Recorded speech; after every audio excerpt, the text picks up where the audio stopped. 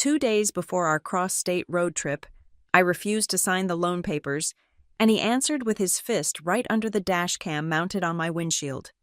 Mom stood on the porch, unblinking. Her, "You brought this on yourself," colder than the night wind. I thought that was rock bottom. Then I opened the backup memory card. Kurt's confession about torching the warehouse for insurance money. Only one question remained: would I stay silent like I had for 10 years, or hit share, and let the whole town hear the truth? My name is Ava Mercer, and after 12 hours troubleshooting server crashes at North Star Help Desk, all I wanted was a hot shower in my bed. Instead, I walked into my mother's living room to find Kurt Halden spread across the couch like he owned the place, which technically he did, at least half of it. The smell hit me first. Stale beer, mixed with that particular brand of cologne he bought by the gallon at the discount store. Papers covered the coffee table, their edges weighted down with empty Coors cans. Kurt's meaty fingers drummed against his thigh as I set down my laptop bag. "About time," he said, not looking up from the TV. "Need you to look at something." I recognized the documents before I even sat down. Refinancing paperwork, home equity loan applications, and there, gleaming like a poisonous snake among the mundane forms, a recreational vehicle loan for $85,000. "Sign here, and initial there." Kurt pushed a pen toward me, still watching his game. "Got us approved for the whole package. Your credit score finally worth something." The fluorescent kitchen light hummed behind us. Mom stood at the sink, her back rigid as she scrubbed the same plate for the 3rd time. She knew what this was about. She always knew. "I'm not signing anything, Kurt." That got his attention. His head swiveled toward me, jaw working like he was chewing tobacco. "Come again." I said no. "I'm not co-signing your loans." "Your loans." He laughed, but there was no humor in it. "This is for the family, Princess.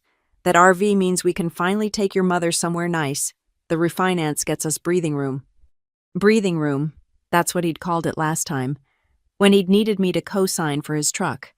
And the time before that, for the boat that now sat rusting in the side yard. "Mom," I said, but she'd moved to wiping down counters that were already spotless. Kurt stood, all 6'3" of him, construction worker frame still solid despite the beer gut. "Listen here, Miss High and Mighty, you live under this roof rent-free. I pay you $800 a month. And it's time you contributed to this family properly." His voice dropped to that register I remembered from childhood, the one that used to make me hide in my closet. "Your mother and I have plans, big plans, and we need your signature to make them happen." I gathered the papers, scanning them properly for the first time. The numbers made my stomach turn. $340,000 refinance on a house worth maybe $200,000. Personal guarantees, my name listed as primary on half the documents. These terms are predatory. The interest rate alone. "Don't give me that college girl bullshit," Kurt snatched the papers back. "You think you're better than us. Think that fancy computer job makes you special." I stood to leave. That's when he grabbed my shoulder, the bad one. The one I'd injured in high school volleyball that still acted up when the weather changed. His fingers dug in deep. "You're not walking away from this. Let go. Sign the fucking papers, Ava." I twisted free, but he followed me toward the garage door. Mom had stopped pretending to clean. She stood frozen by the sink, dish towel clutched in her hands like a lifeline. "Kurt, maybe we should," she started. "Shut up, Lydia, I'm handling this." The garage was dark, cold. My Honda sat next to his truck, and I noticed the new Dashcam I'd installed last week for the planned road trip with my book club. The red recording light blinked steadily, a small electronic eye capturing everything through the windshield, and more importantly, through the wide-angle lens that covered the garage entrance. "You're going to sign," Kurt said, advancing. "One way or another." "I'm leaving." That's when he snapped. Not the slow burn anger I was used to, but something immediate and vicious. His palm connected with my shoulder, the bad one, in a sharp thrust that sent me spinning into the wall. Pain exploded down my arm as something shifted wrongly inside the joint. "Shit," Kurt muttered, but not from remorse. He was looking at my car, at the dash cam. You recording me? I cradled my arm, biting back the scream building in my throat. Through the garage door, I could see Mom standing in the doorway. Our eyes met. Mom, I managed. She looked at me, at Kurt, at my shoulder already starting to swell. Then she said the words that cut deeper than any physical pain. You brought this on yourself. She turned and walked back into the house, closing the door with a soft click that echoed like a gunshot. Kurt's face had gone pale. Get out, he said. Get your shit and get out. You're done here. I grabbed my laptop bag with my good arm, fumbled for my car keys. The dash cam kept recording as I backed out of the garage, Kurt's silhouette framed in the doorway. He didn't look triumphant. He looked scared. But not as scared as he should have been. The drive to Mason's apartment took 15 minutes that felt like hours. Every pothole sent fresh waves of agony through my shoulder. I parked crooked, not caring, and stumbled up the 2 flights to his door. When Mason answered, hair mussed from sleep, wearing old sweatpants and a Nirvana t-shirt, I nearly collapsed from relief. Jesus, Ava. He caught me as I swayed. What happened? Can I come in? He was already pulling me inside, his hands gentle as he guided me to his couch. The apartment smelled like coffee and laundry detergent, so different from the toxic fog of Mom's house. Your shoulder's dislocated, he said after a careful examination. Mason had been a paramedic before burning out and switching to freelance graphic design. Hospital or just do it. He gave me a look that said we'd talk about this later, then positioned himself. On 3, 1. He pulled on 2. The joint slipped back into place with a sickening pop that made me see stars, but the relief was immediate, even through the residual ache. Kurt, Mason asked, already knowing the answer. I nodded. You need to file a report. With what proof it's my word against his? And Mom, my voice cracked. Mom took his side. Mason disappeared into his bedroom, returning with a proper sling and an ice pack. As he helped me get situated, I told him about the loans, the confrontation, Mom's betrayal. His face darkened with each detail. I'm going over there, he said when I finished. No, that's what he wants, an excuse to play victim. I pulled out my phone, showed him the Dashcam app. Besides, I might have something better than a confrontation. The footage was perfect. Crystal clear audio of the entire argument, video of the assault, even Kurt's panic when he realized he was being recorded. Mason watched in grim silence. That's assault and battery, he said. Clear as day. Or it's leverage. Ava. I need to think. I closed the app, pushed the phone away. Can I stay here tonight? You know you don't have to ask. He disappeared again, coming back with blankets and a pillow. Couch pulls out. But honestly, take my bed. I'll crash out here. Mason. Non-negotiable. You need proper rest for that shoulder. He paused in the doorway. For what it's worth. I'm proud of you. Standing up to him like that. After he left, I lay in his bed staring at the ceiling. The Dashcam footage played on repeat in my mind. I'd captured Kurt's violence, yes, but also something else in those final moments. Fear. He knew he'd screwed up. The question was, what was he afraid of, the assault charge, or something more? I reached for my phone, pulled up the Dashcam app again. The camera saved footage in segments, and I noticed it had been recording earlier than I'd thought. There was another file from when I'd first arrived home. Just audio, but clear enough. Kurt and Mom talking before I'd walked in. Told you she'd never agree to it. Mom's voice. Then we make her. I've got too much writing on this. Lydia, the warehouse policy comes due next month, and if they investigate, they won't. You said the fire marshal signed off. Yeah, but that was before the feds started sniffing around the construction contracts. I need this refinance to move some things around, make it all look clean. My blood went cold. The warehouse. Kurt ran a storage facility on the outskirts of town, one that had suffered a devastating fire last year. He'd collected a massive insurance payout, used it to expand his construction business. But if the fire hadn't been accidental... I downloaded all the footage to my phone, then backed it up to 3 different cloud services. Whatever game Kurt was playing, he'd just made a critical error. He'd given me ammunition. The morning came too soon. Mason was already up, working on his laptop at the kitchen table with 2 mugs of coffee steaming beside him. He'd made eggs and toast, arranged pain medication next to my plate like a pharmacy display. "How's the shoulder?" "Stiff." I rotated it experimentally, wincing. "But functional." "Good, because we have an appointment at First Haven Bank in an hour." I paused mid-bite. You think I'm letting you handle this alone?" Mason closed his laptop, fixed me with that steady gaze I remembered from childhood, the same look he'd given me when I was 7 and he was 10, promising to walk me to school after some older kids had been hassling me. Kurt crossed a line. Mom crossed a line. This ends now. The drive to First Haven Bank was quiet, except for Mason's jazz playlist humming through the speakers. I'd switched the memory card in my Dashcam before we left, installing a fresh one set to loop recording. The original sat safe in my pocket, a tiny piece of plastic that might change everything. "You know why I really left home?" Mason asked suddenly, taking the exit toward downtown. "It wasn't just the military scholarship." I waited. Senior year, Mom co-signed a loan for Kurt, 20 grand for equipment. He defaulted 3 months later, left her holding the bag. She emptied her retirement to cover it. His knuckles whitened on the steering wheel.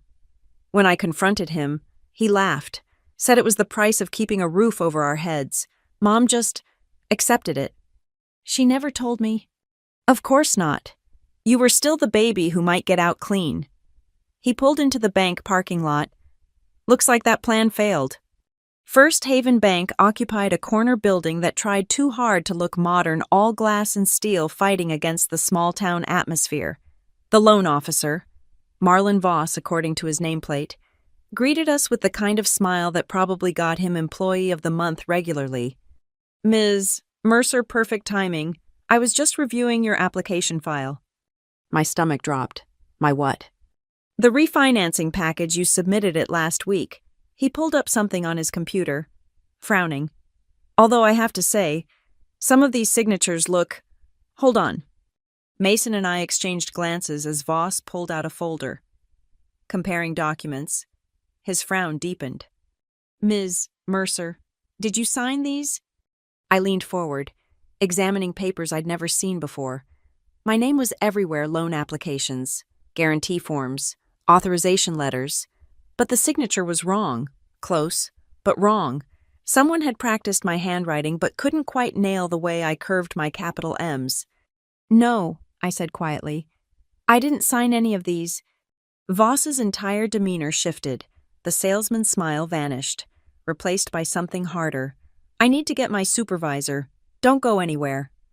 The next hour blurred into a parade of increasingly senior bank officials, security personnel, and finally a fraud investigator named Dana Ito, who took detailed notes while I explained the situation. She produced more documents: car loans, credit applications, even an attempt to add me to Kurt's business accounts. "The forgeries go back months," Ito said, spreading papers across the conference table. "But they're all traceable to the same source. See this rental agreement? Someone used it as a template. The pressure points. The pen lifts classic tracing signatures. What does this mean for my credit?" My voice sounded distant, clinical. The full scope was still sinking in. "We'll file fraud alerts with all 3 bureaus immediately. The bank will provide a full report for law enforcement." Ito gathered the documents into evidence folders. "Have you filed a police report?" Not yet. "Do it today. This is systematic identity theft. Ms.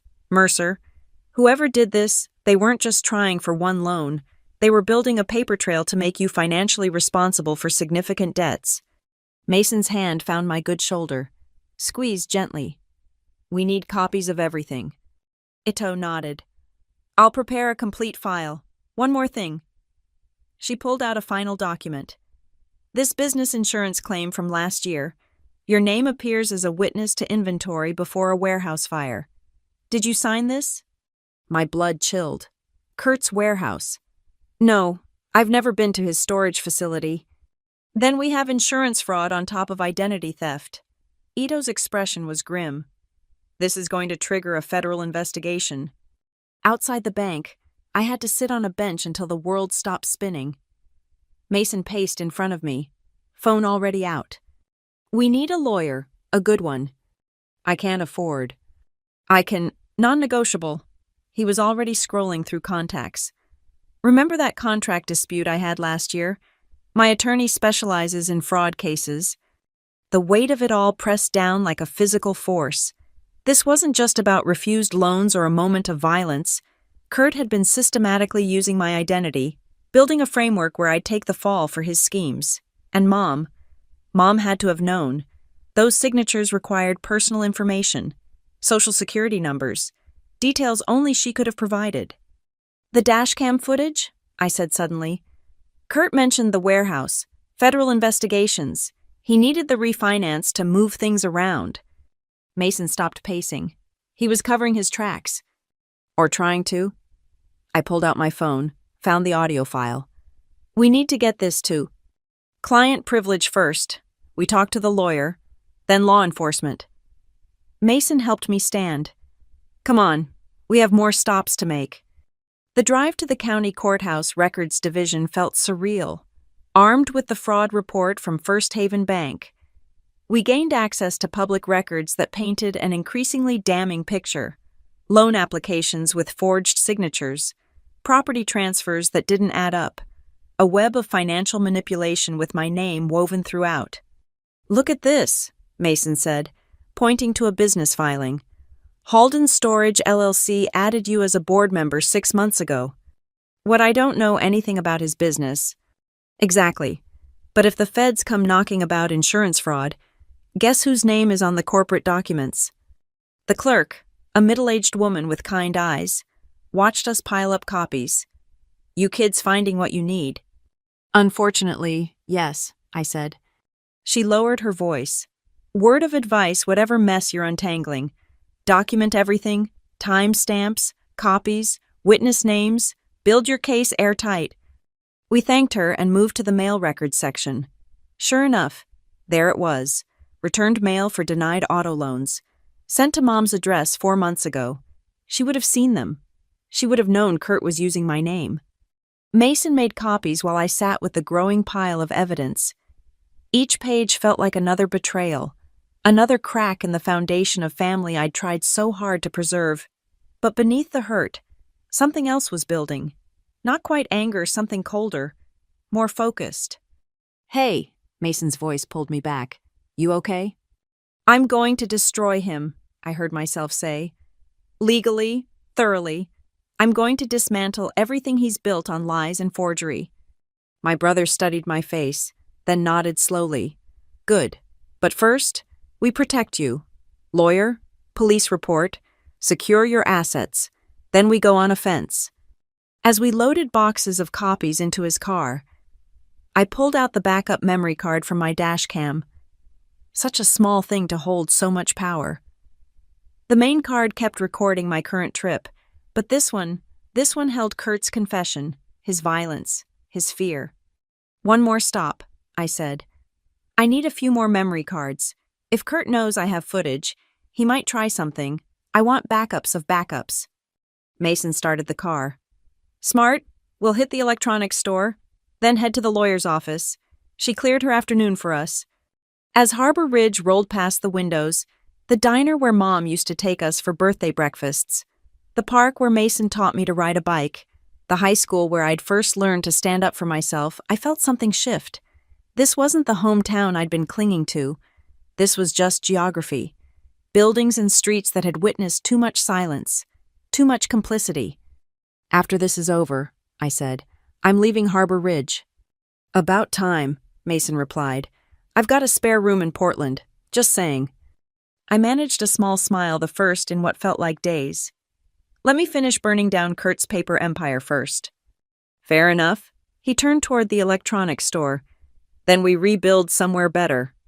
The dash cam kept recording as we drove, its red light a steady reminder.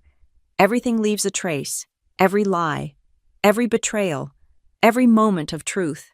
Kurt had taught me that, in his way. Now I was going to teach him what happened when those traces led back to him. The electronics store stop was quick 3 memory cards, a portable backup drive, and a cloud storage subscription that would keep my evidence safe even if everything physical disappeared. Mason waited in the car, making calls to set up our legal consultation while I created redundant copies of the dashcam footage. By the time we reached the law offices of Archer and Associates, I'd uploaded everything to 3 different cloud services, hidden a memory card in my apartment, and mailed another to Mason's P.O. box across town. Paranoid, maybe, but Kurt had already shown how far he'd go. Bryn Archer wasn't what I'd expected. Instead of the stern, gray-suited attorney I'd imagined, she greeted us in jeans and a blazer, her office walls covered with rock-climbing photos and federal court admissions. The Grateful Dead played softly from hidden speakers. "Mason filled me in on the basics," she said, gesturing us to chairs. "Identity theft, assault, potential insurance fraud. Let's see what we're working with." For the next 2 hours, we laid out everything: the forged signatures, the assault footage, the overheard conversation about the warehouse fire. Archer took notes on a legal pad, occasionally asking sharp questions that cut straight to the heart of things. "This is good," she said finally, setting down her pen. "Really good. Your stepfather made several critical mistakes. First, the pattern of forgeries shows clear intent to defraud. Second, the assault was captured on video that's a felony with your injury, but the insurance fraud—" She leaned back. "That's what's going to bury him." "Can you prove it?" I asked. "I don't have to. The feds will. Once they start pulling threads, these schemes unravel fast." She pulled out a fresh pad. "Here's what we do. Criminal complaints, first assault, identity theft, fraud. The dashcam gives us probable cause. Then we go civil. Sue for damages. Get injunctions to freeze his assets. Protect your credit." "What about my mother?" The question hurt to ask. Archer's expression softened slightly. "Did she forge signatures, handle documents, or just know about it?" I don't know." "Then we focus on what we can prove. Kurt's the primary target. If your mother was actively involved, that'll come out in discovery." Mason spoke up. "How do we protect Ava in the meantime? Kurt's not stupid. Once he knows she's fighting back." "Restraining order, immediately. The assault video makes that straightforward." Archer made another note. "Change your locks, vary your routines. Consider staying somewhere else for a while." "I'm at Mason's," I said. "Good. Keep it that way." She stood. "All business now. I'll file the criminal complaints today. Civil suit by end of week. In the meantime, I need you to write down everything you remember. Dates, conversations, any financial documents you signed legitimately versus ones you didn't. Detail is your friend." We were gathering our things when she added, "One more thing. That dashcam footage you mentioned Kurt talking about federal investigations into construction contracts." I nodded. "I have contacts at the FBI's white-collar crime division. This might be bigger than just your family." She handed me a business card. "Full disclosure, I spent 6 years as a federal prosecutor specializing in insurance fraud. Your stepfather picked the wrong person to mess with." The drive back to Mason's felt different. Having Archer on our side, having a plan, it transformed helpless rage into focused determination. We stopped by my work to update HR about the situation and request emergency time off. My supervisor, Janet, took one look at my slinged arm and the stress written across my face and approved a week immediately. "Take care of yourself," she said. "Job will be here when you're ready." Back at Mason's apartment, I sat at his kitchen table with a legal pad and started writing. Every interaction with Kurt that involved money, every time Mom had asked for financial information for taxes or insurance updates, the pattern emerged slowly. Like a photograph developing in reverse, what had seemed like family requests were reconnaissance missions. Mason cooked while I wrote, the smell of garlic and basil filling the small space. Normal. Domestic sounds that felt like armor against the chaos we'd unleashed.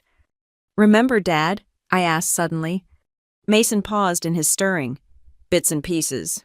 You were pretty young when he died. 4. But I remember he used to check the locks 3 times every night. Mom said he was paranoid.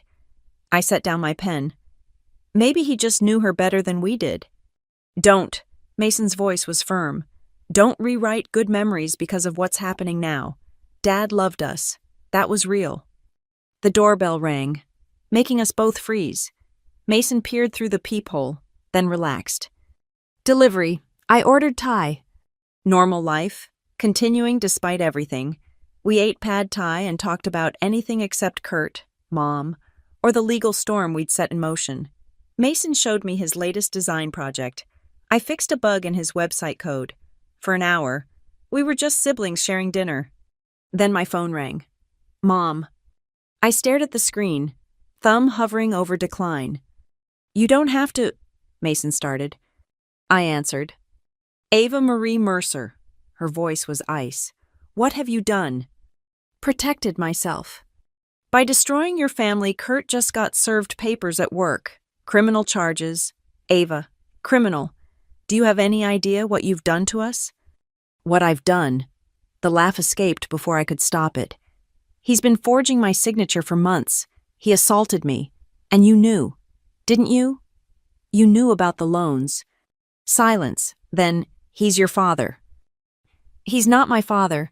He's a con artist who happens to sleep in Dad's bed. How dare you? Did you give him my social security number? I cut her off. Did you help him forge those documents?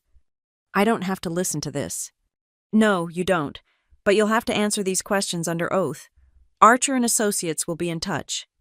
I hung up before she could respond, hands shaking. Mason took the phone, powered it off. Enough for tonight. You did good.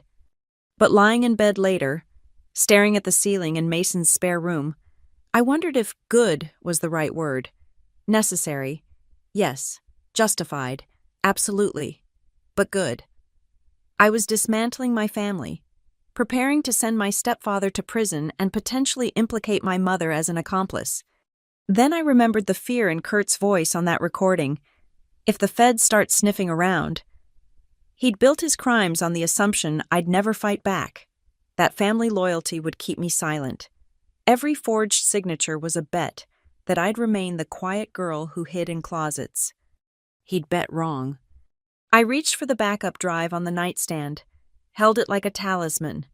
Tomorrow, there would be more lawyer meetings, police reports, maybe even a call from the FBI. The road ahead looked like a battlefield. But for the first time in years, I wasn't walking it alone. Mason was here. Archer was fighting for me. And I had something Kurt never expected proof. I thought about the road trip I was supposed to take in 2 days. 3 friends. A long weekend exploring the coast. Books to discuss over wine and beach sunsets. That life felt impossibly distant now. But maybe that was okay. Maybe some roads had to end before new ones could begin. The backup drive sat heavy in my hand, full of evidence that would reshape everything. Tomorrow, I'd take the next steps in dismantling Kurt's empire of lies. Tonight, I held the proof close and let myself imagine a future where signatures were sacred, family meant safety, and home was anywhere Kurt Halden wasn't. The investigation hadn't even officially started, and already I felt the ground shifting. Bank fraud, insurance fraud, assault, identity theft. The charges would stack like dominoes, each one toppling into the next. I set the drive back on the nightstand and closed my eyes. In the living room, I could hear Mason working, probably researching legal precedents or designing security upgrades for my digital life. Family, real family. Sometimes it looked nothing like what you expected. Sometimes it looked like your brother making sure you had encrypted backups while you prepared to send your stepfather to federal prison. I slept better than I had in years. The Silver County Records Archive occupied the basement of a building that hadn't seen renovation since the Carter administration. Fluorescent lights flickered overhead as Mason and I descended into what felt like a catacomb of filing cabinets and forgotten paperwork. Charming, Mason muttered, eyeing water stains on the ceiling. The clerk who'd helped us the day before had called that morning. Found something else you might want to see, she'd said. Can't leave the building, but you can make copies. Now she led us through narrow aisles to a section marked Business Licenses, Inactive. Kurt Halden's had 3 different LLCs over the years, she explained, pulling folders. 2 dissolved after tax issues, but this one, she handed me a manila folder. Halden Construction Services. Check the partner listings. My name appeared as a 30% owner. Dated 2 years ago. 2 years. I'd been at Mom's for Sunday dinner that week, probably washing dishes while Kurt forged documents in the next room. There's more. The clerk pulled another box.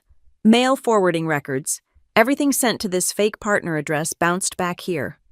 We spent 3 hours in that basement, excavating a paper trail of deception. Loan rejection letters addressed to me at phantom addresses. Tax documents I'd never seen. Business correspondence about contracts I knew nothing about. Each returned envelope was stamped undeliverable and filed away a bureaucratic breadcrumb trail of fraud. Jesus, Mason said, photographing pages. He built you an entire shadow financial life. One envelope made my hands shake. Workers' compensation claim. Denied. The business had tried to file for an employee injury at the warehouse dated 1 week before the fire. He was already in trouble, I said. The fire wasn't just insurance fraud. He was covering up safety violations. The clerk watched us work with knowing eyes. Seen this before. Family business, family betrayal, always uglier than stranger crime. By the time we emerged, blinking in the afternoon sun, we had 4 boxes of copies and a clearer picture of Kurt's systematic plan to make me his financial fall guy. But one detail nagged at me. All the returned mail went to county records. But someone had been checking it. There were date stamps, initials LH. Lydia Halden, Mom. She knew, I said in the car. Every rejected loan, every bounced notice. She was tracking what didn't get through. Mason's jaw tightened. Then she's not just complicit, she's an accomplice. We drove to Harbor Ridge Police Department in silence. The assault report needed to be filed, and now we had context that transformed a moment of violence into part of a larger pattern. The desk sergeant took one look at the banker's box of evidence we carried and called for a detective. Detective Rosa Thorne looked like she'd seen enough family crimes to write a textbook. She took my statement about the assault, watched the dashcam footage twice, then started connecting dots. This isn't just battery, she said. With the fraud evidence, this becomes witness intimidation. He assaulted you to force participation in ongoing crimes. She pulled out additional forms. I'm calling the DA's office. This needs coordinated prosecution. The medical examination was clinical, thorough. Photographs of bruises I hadn't noticed, documentation of the shoulder injury, the doctor, an older woman with gentle hands, noted everything in detail that would hold up in court. Press charges, she said quietly as she finished. Whatever he is to your family, men who do this don't stop. Back at the station, Detective Thorne had news.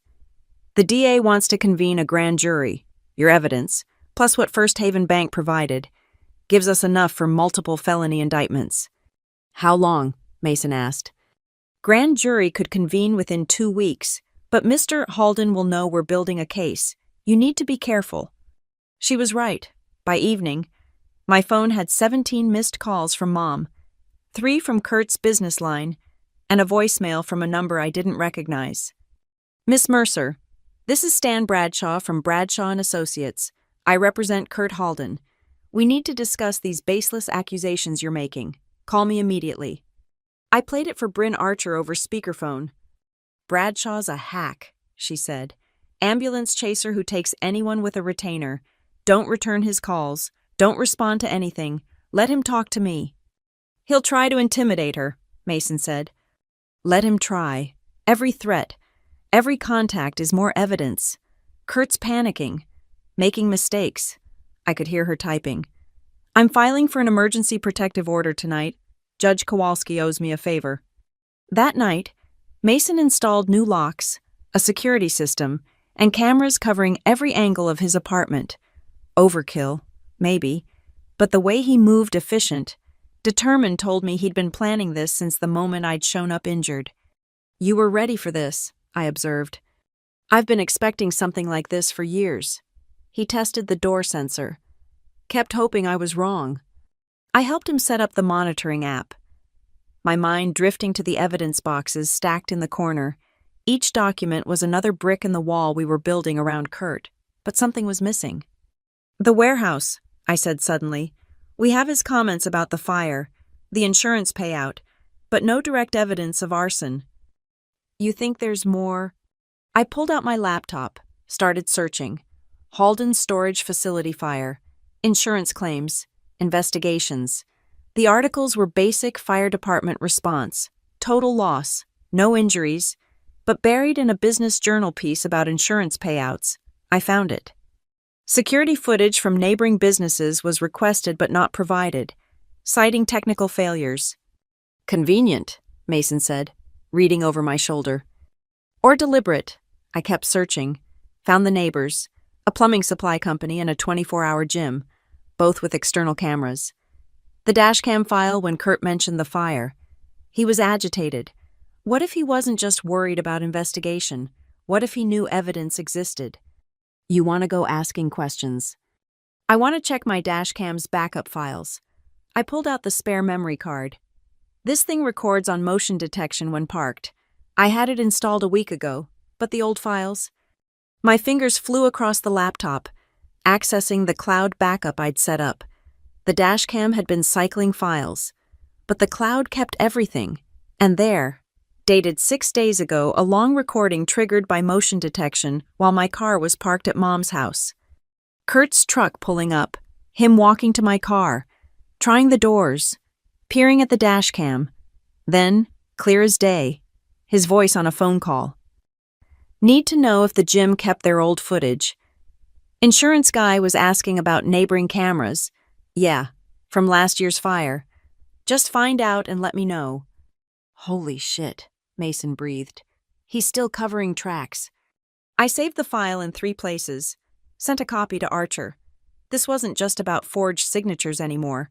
Kurt was actively working to hide evidence of a year-old arson, which meant evidence existed. "We need those gym security files," I said. "No, the FBI needs them. This just became a federal case." Mason was already texting Archer. "Let the professionals take over the dangerous parts." He was right, but the adrenaline in my system wanted immediate action. I forced myself to focus on what I could control: documenting, organizing, building an airtight case. A knock at the door made us both freeze. Mason checked the new camera feed. Relaxed slightly. Delivery. But when he opened the door, it wasn't food. A process server handed him an envelope, confirmed his name, and left without a word. "What is it?" I asked. Mason opened the envelope, scanned the contents, then laughed sharp and bitter. "Kurt's suing me for defamation and interference with family relations, claiming I'm poisoning you against him." "He can't be serious." "Oh, he's serious. He's trying to separate us. Remove your support system." Mason tossed the papers aside. "Joke's on him. This just proves he's desperate." My phone buzzed. Unknown number, but I recognized the area code Mom's neighborhood. Against my better judgment, I answered. "Ava." The voice was familiar but not family. "This is Helen from next door. Your mom's friend." "Hi, Helen. I'm worried about your mother. She's not handling things well. Drinking, crying. Kurt's been gone since this morning, and she keeps saying you're destroying her life." I closed my eyes. "Helen, did you know Kurt was forging my signature on loans?" Silence. Then, quietly, "I suspected something, the mail that came, the way she'd hide it, but it wasn't my place." "It's everyone's place when crimes are being committed." "You're right. I'm sorry." She paused. "There's something else. Years ago, before the warehouse fire, I saw Kurt loading boxes late at night, documents, computers. Thought it was strange. Him emptying the place out like that." My pulse quickened. "Would you tell that to investigators?" "If it helps you, yes. Your father would be proud." "Ava, standing up like this?" After I hung up, Mason and I sat in the growing dark, security system lights blinking like electronic stars. Tomorrow would bring more battles, legal filings. federal investigators, the weight of a family's collapse. But tonight, we had evidence, we had allies, and most importantly, we had each other. The road to justice was longer than I'd imagined, but every document we'd found, every connection we'd made, shortened the distance. Kurt had built his house of cards on my name, my credit, my silence. Card by card, we were pulling it down. The backup memory card from my Dashcam felt heavier than its 3 ounces should have allowed. I'd been cycling through the files for 2 hours. Mason bringing coffee and sandwiches as I hunted through hours of parking mode recordings. Most were mundane people walking dogs, delivery trucks, the occasional raccoon triggering the motion sensor. Then I found it. Mason, my voice came out strangled. Look at this. The timestamp read 11:47 p.m., dated 13 months ago, a week before the warehouse fire. The camera had activated when Kurt's truck pulled into Mom's driveway. But the angle caught more than just our house. In the background, barely visible but unmistakable in the HD footage, was the orange glow of flames reflecting off clouds in the direction of the industrial district. The warehouse, Mason breathed. But that wasn't the damning part. Kurt got out of his truck, and in the Dashcam's audio pickup, we could hear him on his phone. Yeah, it's done. No, I was never there. Been at Rossetti's bar since 9, check the receipts.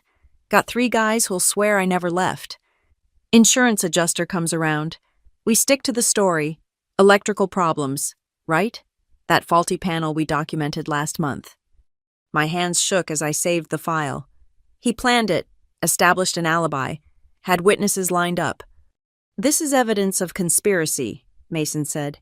Premeditated arson, insurance fraud. Probably witness tampering if he paid those guys to lie. I backed up the file immediately, sending copies to Archer and uploading to multiple secure servers. The timestamp was crucial. The fire department's official report listed the first 911 call at 11:52 p.m. Kurt was on the phone discussing the completed arson 5 minutes before anyone reported the flames. We need to get this to... Mason started. The lights went out. Not just in the apartment, the whole block plunged into darkness. Through the window, I could see the street lamps were dead. Power outage, maybe, but the timing. Get the evidence, Mason whispered, already moving. All of it. We worked by phone flashlight, shoving laptops, hard drives, and document boxes into bags. The security system had a battery backup, still recording, its infrared mode painting everything in ghostly grays on Mason's phone screen. There, he pointed, a figure by the building's side entrance, trying the door. Could be anyone, I said, but my voice shook. The figure turned, and in the infrared clarity, I recognized the bulk of Kurt's frame. He tried another door, then disappeared around the corner. Fire escape, Mason said.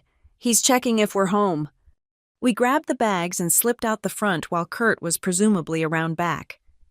Mason's car was parked 2 blocks away. He'd been varying his parking spots all week. We made it halfway before the power flickered back on. Coincidence, I asked. Like hell. Mason threw the bags in the trunk. He probably flipped the building's main breaker. Amateur move, everything's on cameras now. We drove to the one place Kurt wouldn't expect Bryn Archer's office. She answered Mason's call on the second ring. Didn't sound surprised to be woken at midnight. Bring everything, she said. I'll call the FBI. This ends tonight. The federal building downtown looked like a fortress at night, all concrete and purpose. Agent Patricia Kepler met us in the lobby, mid-40s. Sharp suit despite the hour, eyes that missed nothing. Ms. Archer briefed me, she said, leading us to a secure conference room. Show me what triggered this midnight run. We played the Dashcam footage. Kepler watched it 3 times, making notes, then called in 2 more agents. Within an hour, the room filled with federal investigators, a forensic accountant, and someone from the U.S. Attorney's Office. This changes our entire timeline, Kepler said. We've been investigating Kurt Halden's construction contracts for 6 months. The warehouse fire always seemed suspicious, but we had no evidence. This recording proves premeditation, the attorney finished. Combined with the identity theft, the assault, the ongoing attempts to cover up, we're looking at 20 years minimum. Mason squeezed my hand under the table. 20 years. Kurt would be in his 70s when he got out, if he lived that long. We need you safe while we move on this, Kepler continued.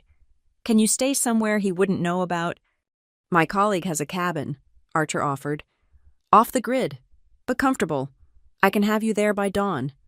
I thought about running, hiding, letting others fight my battle. Then I remembered Mom standing in that doorway, choosing Kurt over her own daughter. No, I said. I'm done hiding, but I have one condition.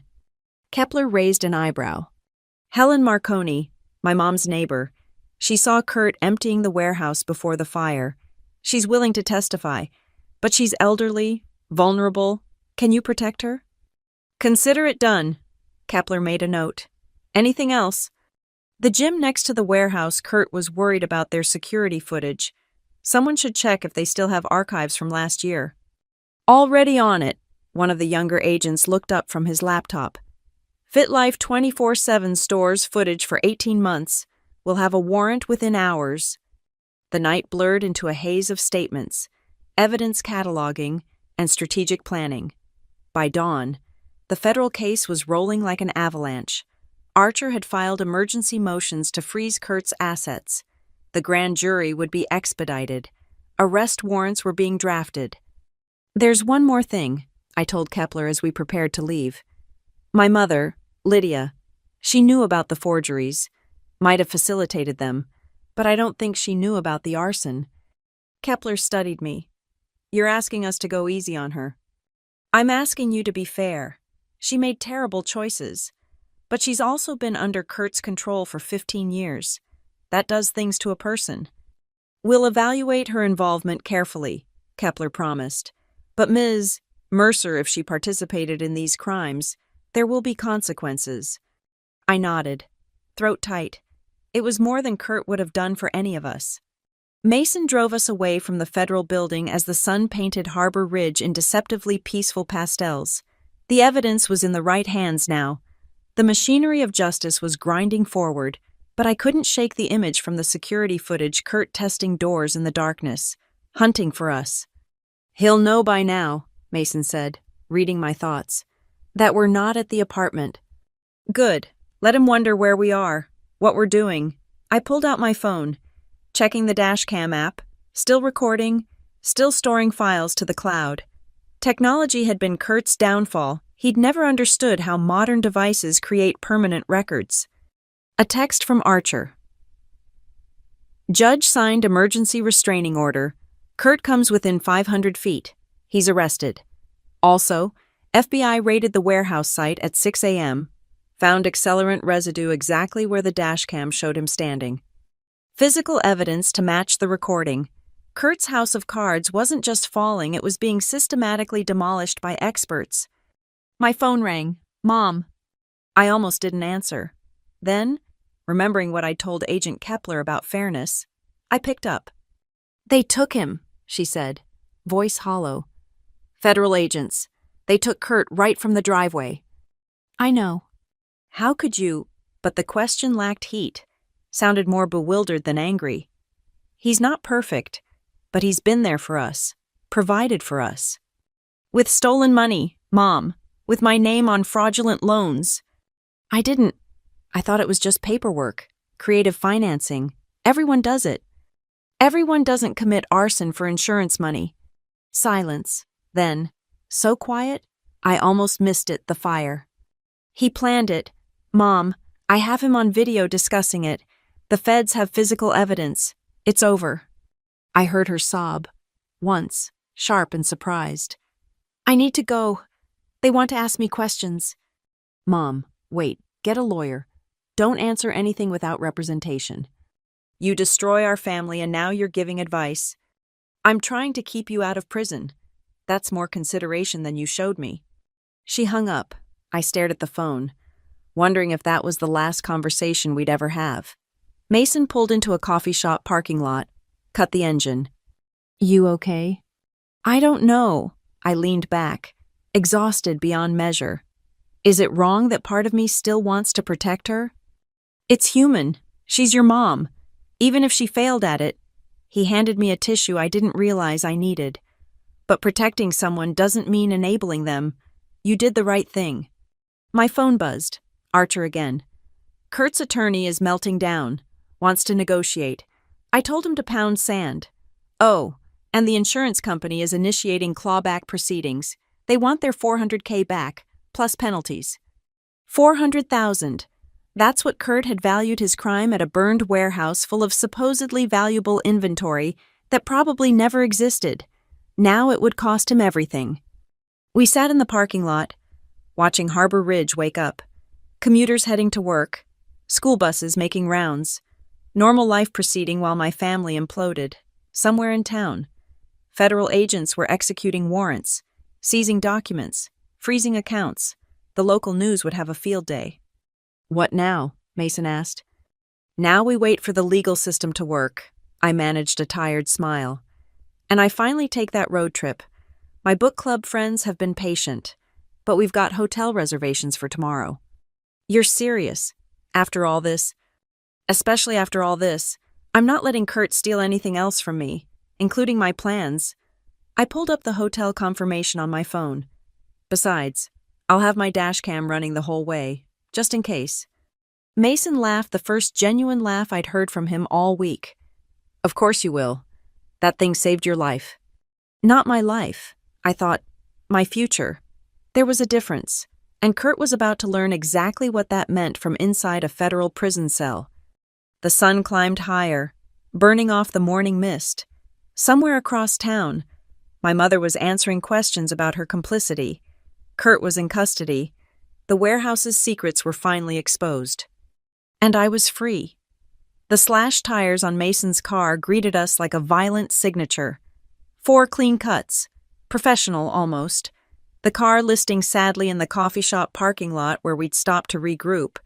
I didn't need to guess who was responsible. He's out already. Mason crouched beside the damage, running his fingers along the cuts. I checked my phone. 7 missed calls from unknown numbers. 2 voicemails from Bradshaw Kurt's lawyer and a text from Archer. Kurt posted bail at 3 a.m. Federal hold wasn't processed in time. Stay vigilant. Son of a bitch, Mason muttered, already calling for a tow truck. The doorbell camera at Mason's apartment had captured more than just Kurt testing doors the night before. At 5:47 a.m., while we were at the federal building, a familiar figure had returned. Not Kurt this time, one of his construction crew. Jake Morrison. He'd left something on the doorstep. Don't touch it, Archer warned over speakerphone as we waited for the police. Could be anything. Let the bomb squad check it first. The package turned out to be an envelope. Inside, a formal letter from Bradshaw and Associates demanding $2 million in defamation damages, and something else, photocopies of my childhood photos with Dad, defaced with red marker. Family traitor, scrawled across each one. Intimidation tactics, Detective Thorne said, bagging the evidence.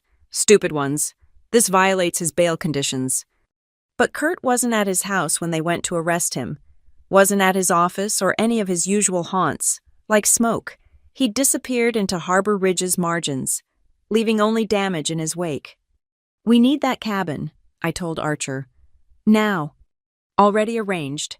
But first, she guided us to her office's secure back entrance where a different car waited. Rental under the firm's name, untraceable to you. The midnight break-in at Mason's apartment turned out to be a gift in disguise. The building's security footage showed Kurt clearly. Testing doors, checking windows. His bail was revoked in absentia. Federal marshals joined the search, but we couldn't wait for them to find him. Your mother called my office, Archer said as we transferred our evidence bags to the rental. She wants to meet. Absolutely not, Mason said. I agree, but she claims to have additional evidence about the warehouse fire. Archer studied my face. It's your call. I thought about Mom's voice on the phone, the surprise when I'd mentioned arson. Either she was an exceptional actress, or she really hadn't known the extent of Kurt's crimes. Set it up, I decided. But somewhere public, somewhere safe. We met at the Harbor Ridge Public Library, in a study room with glass walls and security cameras. Mom looked like she'd aged 5 years in 2 days. No makeup, hair unwashed, wearing the same clothes I'd seen her in during our confrontation. "Don't trust her," Mason whispered, but he stayed close as we entered. Mom's eyes darted between us, lingering on my still healing shoulder. "I brought these," she said without preamble, pushing a box across the table. "From Kurt's office, hidden in the ceiling tiles." Archer, who'd insisted on being present, pulled on gloves before examining the contents: insurance documents, inventory lists, invoices all dated before the fire, but the numbers didn't match. The inventory Kurt had claimed was worth $400,000, showed purchase orders for maybe $50,000 in goods. "He inflated everything," Mom said quietly. "I found these after the agents left. I remember him working on these late at night, telling me it was just business strategy." "Why bring them to us?" I asked. "Because I'm not going to prison for him," her voice hardened. "My lawyer says cooperating is my only chance at avoiding charges." There it was self-preservation, not maternal concern, but I'd take it. "There's more," she continued. "Kurt's planning something. He called from a burner phone, wanted me to wire money to an account in Mexico, said we could start over there." "You refused?" Archer asked. I hung up on him. Mom finally met my eyes. "I've been many things. Ava, weak, definitely, willfully blind. Yes, but I won't be a fugitive." Mason tensed beside me. "This feels like a setup." "No," Fom said. "It's just too late." She pulled out a small device, a USB drive. "Bank records, the real ones, every transaction for the warehouse, the construction business, even the loans he took out in Ava's name. I've been copying files all night." Archer took the drive carefully. "Why were you keeping records?" "Insurance." Mom's laugh was bitter. "Ironic, right? I knew Kurt cut corners, maybe bent some laws. I thought if I kept records, I could protect myself if things went bad. I just never imagined they'd go this bad." I studied the woman who'd raised me, looking for the mother who'd bandaged skinned knees and read bedtime stories. She was in there somewhere, buried under years of compromise and cowardice. "Did you know he was forging my signature?" "Not at first.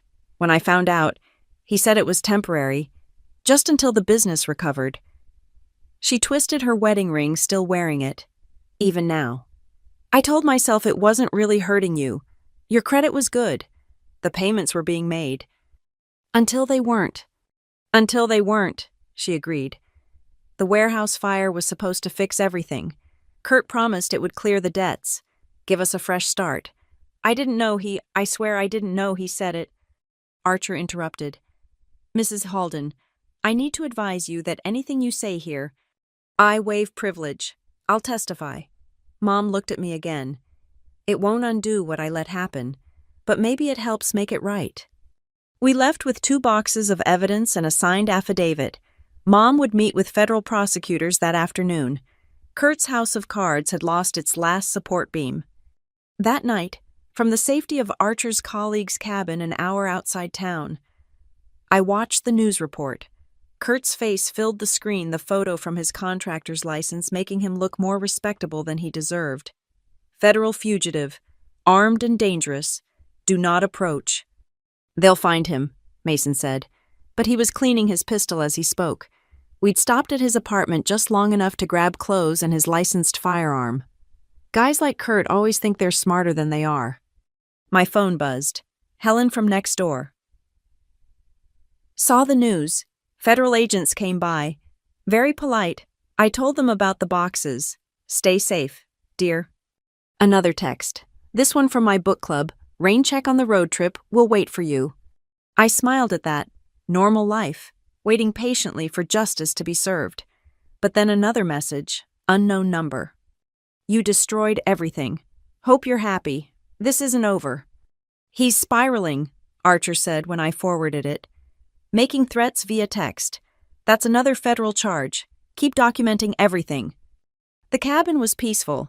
All wood smoke and cricket songs. Mason had set up motion sensors around the perimeter. more for peace of mind than real expectation. Kurt was many things, but he wasn't wilderness savvy. He'd stick to what he knew: intimidation, property damage, financial manipulation. "I've been thinking," I said as we sat by the fire, "about what happens after. After they catch him. After everything, the trial, the sentences, the financial untangling." I poked at the fire, sending sparks up the chimney. "I can't stay in Harbor Ridge." "Portland offer stands," Mason said immediately. "Maybe, or maybe somewhere completely new. Somewhere nobody knows our family's implosion story. Running away. Starting fresh. There's a difference." We sat in comfortable silence, the weight of the week settling like ash. I'd pulled the thread that unraveled everything, but I couldn't bring myself to regret it. Kurt had built his empire on my name, my credit, my forced silence. Every forged signature had been a bet that I'd never fight back. He'd lost that bet spectacularly. My phone lit up with another unknown number. This time, I let it go to voicemail. Whatever Kurt wanted to say could be evidence for the prosecutors. I was done engaging with his chaos directly. "You know what the ironic part is?" I said. "He could have just asked. If he'd been honest about needing help, maybe I would have actually co-signed something, a legitimate loan with proper terms." "No," Mason said firmly. "That's trauma talking. You don't owe anyone financial destruction just because they're family." He was right. The cabin's walls felt like armor against a world where mothers chose criminals over children, where father figures became felons, where family meant liability instead of love. Tomorrow would bring new challenges: federal investigations, grand jury testimony, the slow grind of justice. But tonight, I was safe. The evidence was secured. The authorities were hunting Kurt, and Mom had finally chosen truth over complicity. The dashcam that had captured everything sat on the table, its memory cards backed up in triplicate. Such a small device to bring down such a large lie. I picked up my phone one last time, not to check threats, but to text my book club, rain check accepted. But I'm choosing our next read something about redemption. Mason smiled at that. Redemption for who? For anyone brave enough to earn it? The fire crackled lower, and somewhere in the darkness, federal agents were closing in on a man who'd gambled everything on my silence. He'd lost, and finally, after years of keeping quiet, so had my fear. The civil emergency hearing was scheduled for 10 a.m. at the Harbor Ridge Courthouse, a last-ditch effort by Kurt's legal team to prevent me from spreading defamatory content. We'd driven back from the cabin at dawn, Archer briefing us on strategy while Mason navigated empty streets. "Bradshaw's desperate," she explained. "He's trying to get a gag order. Claim you're prejudicing potential jurors. It's nonsense, but we need to show up." The courthouse steps were crowded with reporters. Kurt's arrest had made regional news local contractor charged with arson, fraud, and assault, the kind of story that sold papers and generated clicks. "Ms. Mercer, did you know about the warehouse fire? Will you be testifying at the federal trial? How long was your stepfather stealing your identity?" Archer guided us through without comment, but I caught sight of a familiar face in the crowd. Mrs. Dalrymple, my high school guidance counselor, now silver-haired, but still radiating the same steady warmth that had gotten me through teenage years in that house. Inside the courtroom, Bradshaw looked like he'd aged a decade overnight. His client was still missing. His case was falling apart, and now he was reduced to procedural Hail Marys. "Your Honor," he began, "my client's reputation has been irreparably damaged by Ms. Mercer's reckless accusations." "Counselor," Judge Patricia Kowalski interrupted, "your client is currently a federal fugitive with a revoked bail. His reputation is the least of his problems. Nevertheless, the prejudicial nature of—" "I'll hear from Ms. Archer." Bryn stood, immaculate despite the early morning rush. "Your Honor, we filed a cross motion. Mr. Halden has engaged in systematic harassment of my client, including property damage and written threats sent after his federal arrest. We're seeking an expanded protective order and contempt charges." She presented the evidence: the slashed tires, the defaced photos, the threatening texts. Judge Kowalski's expression darkened with each exhibit. Motion for gag order denied, she ruled. Motion for expanded protection granted. If Mr. Halden comes within 1,000 feet of Miss Mercer or her family, he's to be arrested on sight. Bailiff, please forward these threat communications to the U.S. Marshals hunting Mr. Halden. Bradshaw slumped in his chair, but as we prepared to leave, an unexpected voice rang out from the gallery. Your Honor, may I address the court? Mrs. Dalrymple stood in the back row, hands clasped like she was still managing difficult students. Judge Kowalski frowned but nodded. I'm Margaret Dalrymple, retired Harbor Ridge High Counselor. I've known the Mercer family for 20 years.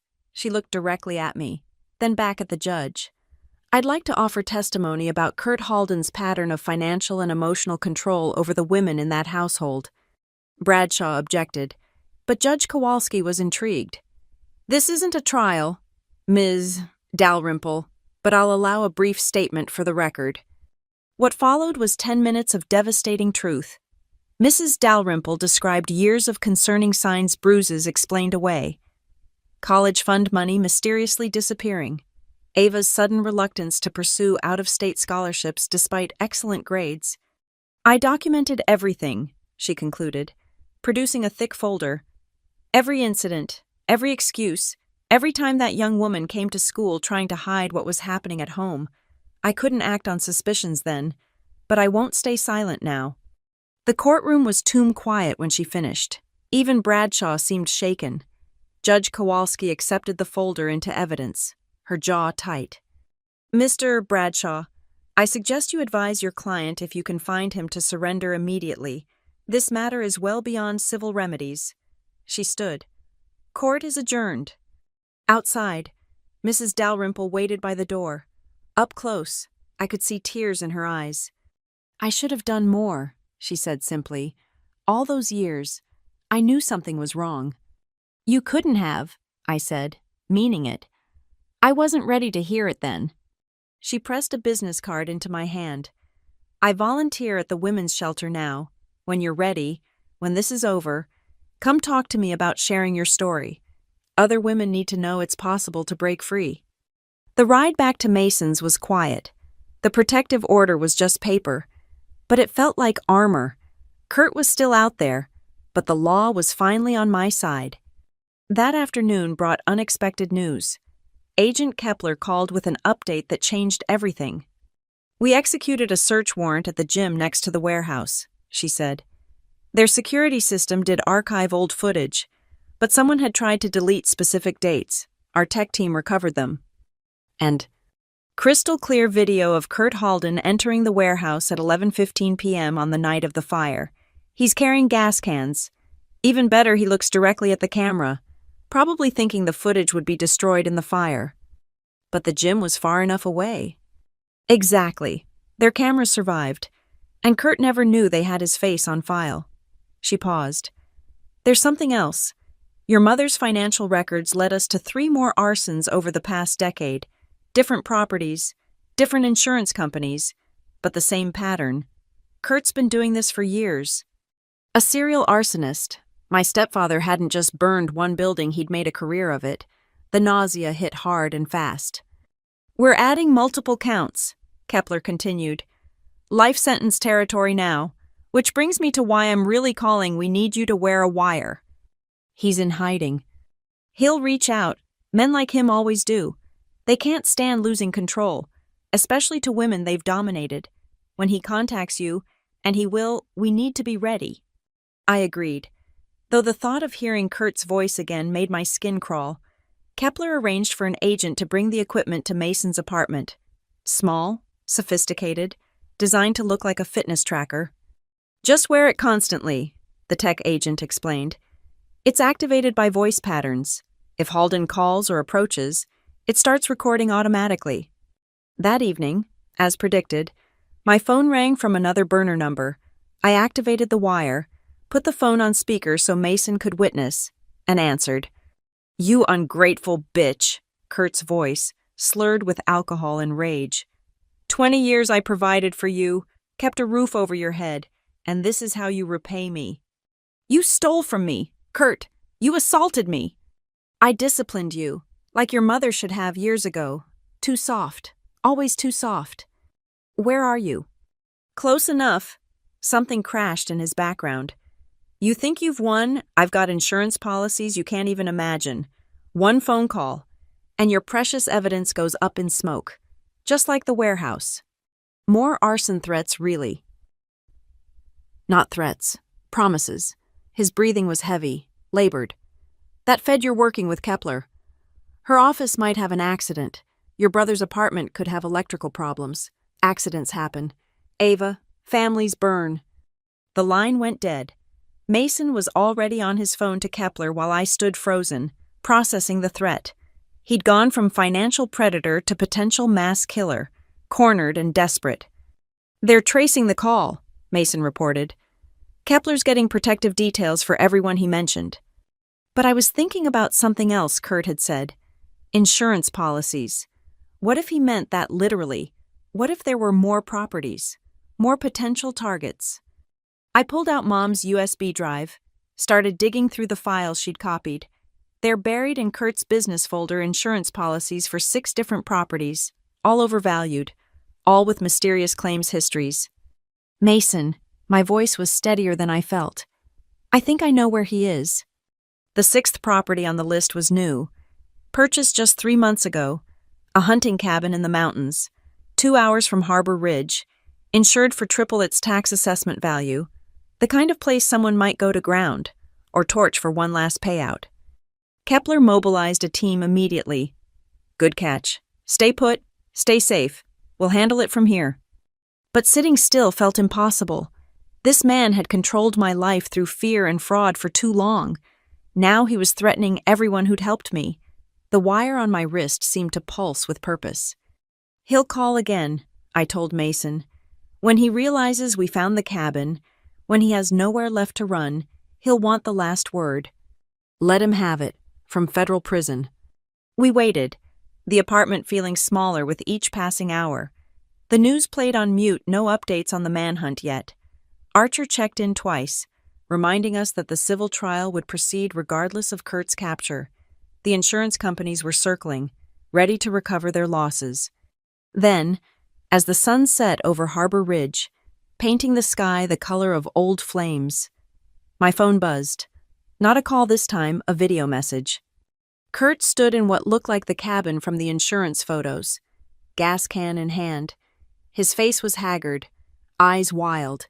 Behind him, boxes of documents evidence, probably. You want to play with fire, little girl? He splashed gasoline across the boxes. Let's play. The video ended. I was already forwarding it to Kepler when she called. We're 15 minutes out, she said. That video is evidence of intent. If he burns that cabin, more federal charges, I finished. He's gift-wrapping his own conviction. Ava, her voice gentled. I know this is hard, but you've done everything right. Let us finish it. I thought about Mrs. Dalrymple's folder of documentation, Mom's box of evidence, my dashcam footage, all of us, collecting proof of Kurt's crimes, waiting for the moment when someone would finally listen. That moment was now. Agent Kepler, I said, when you arrest him, tell him something for me. What's that? Tell him the dashcam is still recording. She actually laughed. Will do. Stay safe. This ends tonight. Mason and I sat by the window, watching the city lights flicker on. Somewhere in the mountains, federal agents were closing in on a desperate man with a gas can and nothing left to lose. The wire on my wrist stayed silent, no more calls, no more threats. Just the quiet satisfaction of knowing that every document I'd found, every recording I'd saved, every brave choice to speak up had led to this moment. Kurt had taught me about fire, in his way, how it consumed everything it touched, left nothing but ash and insurance claims. But he'd forgotten the most important lesson some things don't burn. Truth, evidence, the courage to say, enough. The dashcam on Mason's table blinked steadily, still recording, still watching. Always watching. The emergency custody hearing was called for 8 a.m. barely 12 hours after Kurt's video threat. Judge Kowalski had agreed to convene early, understanding the urgency. The federal marshals had found the mountain cabin engulfed in flames. Kurt nowhere to be seen. He'd torched his own hideout rather than surrender. "Your Honor," Bradshaw stood, looking like he'd given up on sleep entirely. "My client is exercising his Fifth Amendment rights and won't be testifying today."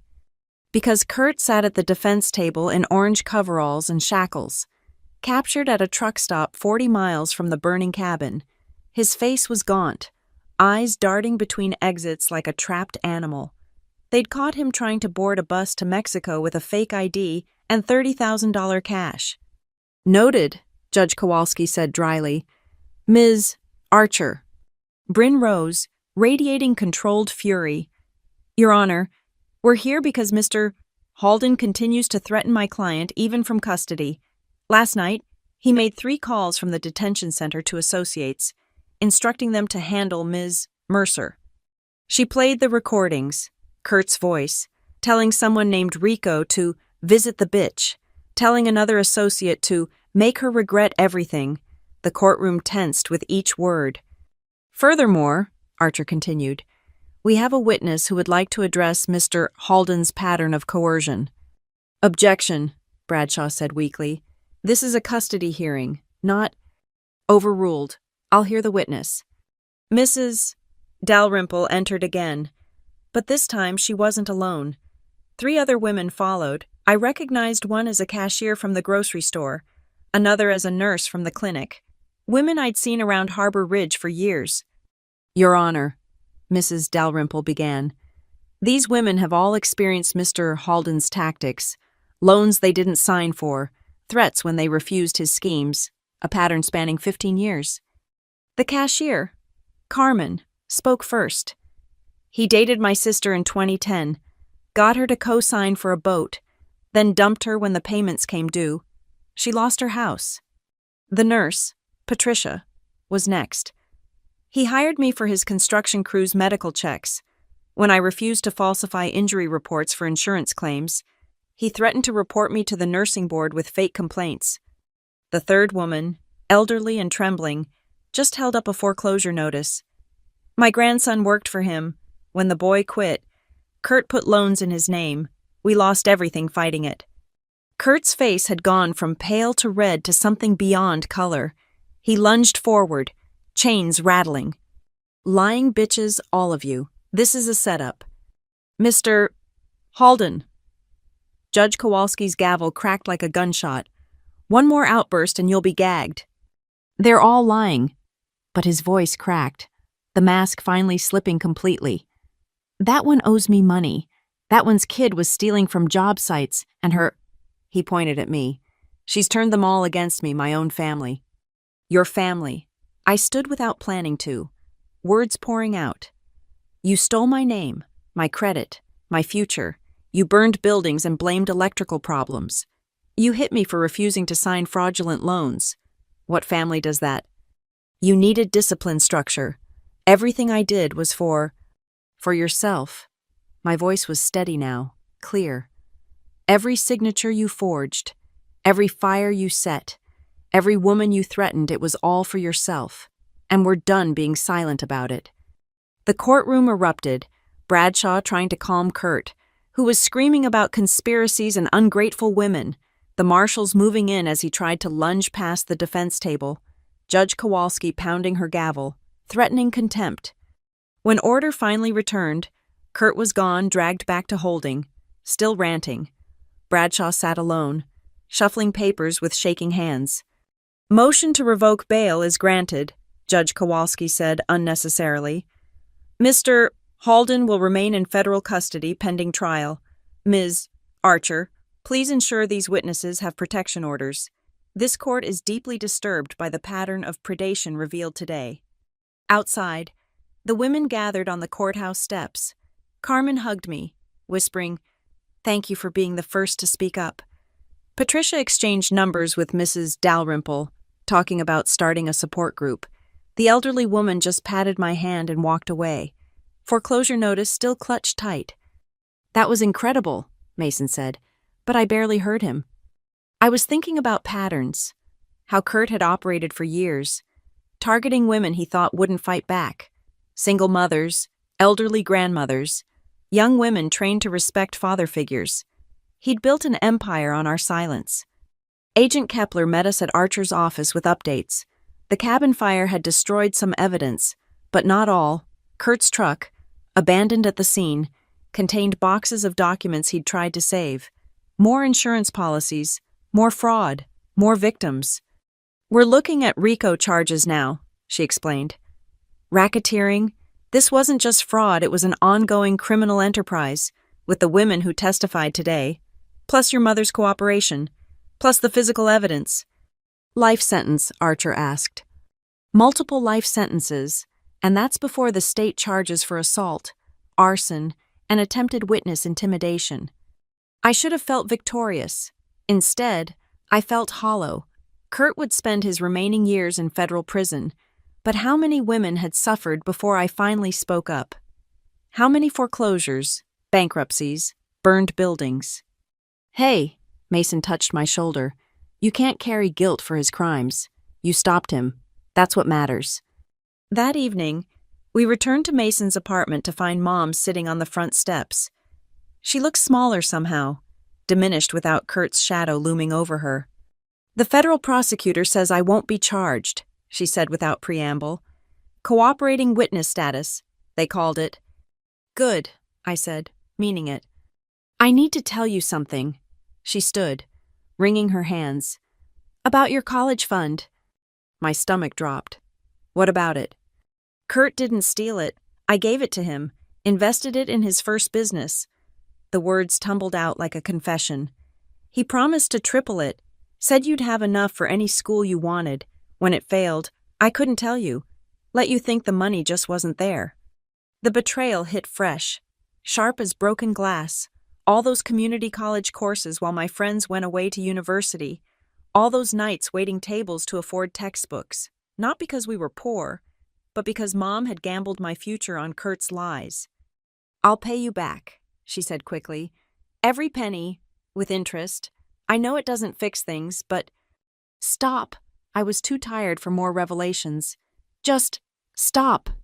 We stood there in the gathering dusk, 3 survivors of Kurt's war on truth. Mom clutching promises of repayment, Mason ready to defend me from fresh wounds, and me holding a wire recorder full of threats from a man who'd called himself family. "I'm leaving Harbor Ridge," I announced. "After the trial, after everything's settled, I'm done with this place." Mom's face crumpled, but she nodded. "I understand." "I'll help you," Mason offered. "Wherever you want to go." My phone buzzed. A text from my book club. "Heard the news. Drinks tonight. You don't have to talk about it. Just be with friends." Friends. People who knew me without the weight of Kurt's crimes. Mom's betrayals. Years of silence. The road trip we'd planned seemed like a lifetime ago. But they were still there. Still waiting. "I have to go," I told Mom. "Take care of yourself." Ava. "The lawyer will handle any communication about restitution." I turned away, then back. "And Mom, get therapy, real therapy. Figure out why you chose him over me. Maybe someday we can talk about it." I left her on the steps and drove to the wine bar where my book club met. They'd saved my usual seat, had my favorite Pinot Grigio waiting. Nobody asked about the bruises fading on my shoulder or the news reports featuring my name. They just made space for me to exist beyond the wreckage. "So," Janet raised her glass, "about that road trip, I vote we upgrade to a beach house rental. Ava's buying since she's about to win a massive civil suit." We laughed real, cleansing laughter that had nothing to do with trials or testimony. For one evening, I wasn't Kurt's victim or a star witness. I was just Ava, discussing whether we should read thriller or romance next, debating coastal routes, being normal. The wire recorder sat in my purse, silent now. No more threats to document, no more evidence to gather. Kurt was in custody, his network of enablers scattered, his empire of ashes exposed. The legal machinery would grind on for months, maybe years, but my part was mostly done. Tomorrow, I'd meet with Archer about the civil suits. 8 insurance companies wanted to join our action against Kurt, seeking recovery of over $2 million in fraudulent claims. Mom's promise of repayment would become part of a larger restitution order. The women who testified would file their own claims. But tonight, I sat with friends who'd waited patiently while I fought my way free. The wine was good, the conversation easy, and for the first time since finding those loan documents, I felt like myself again. Not the girl who hid from her stepfather's rage, not the woman who stayed silent while her identity was stolen piece by piece. Just Ava Mercer, 32 systems engineer, book club member, survivor. My phone lit up with one last message. Agent Kepler. Thought you should know. Kurt tried to call you from detention again tonight. We didn't put it through. He wanted to apologize. His lawyer says, I told them you weren't interested in hearing it. I deleted the message and turned off my phone. Kurt had said enough over the years: lies, threats, manipulations dressed as family concern.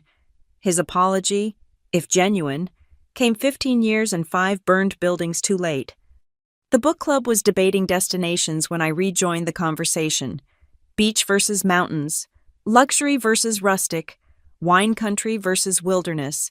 So many choices, so many roads that led away from Harbor Ridge and everything it represented. Anywhere, I said when they asked my preference, as long as it's far from here.